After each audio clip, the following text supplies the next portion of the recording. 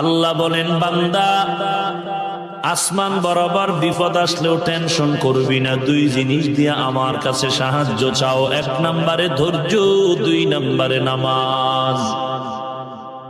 ধৈর্য এমন দামি একটি সম্পদ, হাসরের ময়দানে আল্লাহ বলবেন ধৈর্য ধারণকারীরা বিনা হিসাবে জান্নাতে যাও।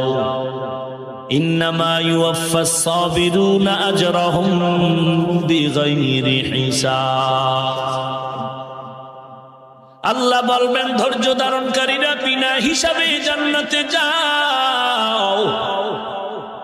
ইয়া আইয়ুহাল্লাযীনা আমানুসবিরু ওয়া সাবিরু ওয়া রাবিতু ওয়াত্তাকুল্লাহা লাআল্লাকুম তুফলিহুন।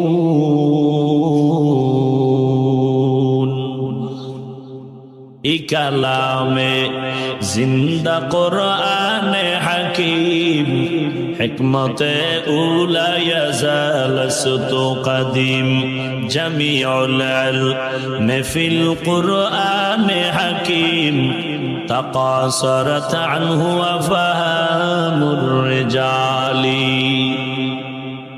আল্লাহর এক বান্দা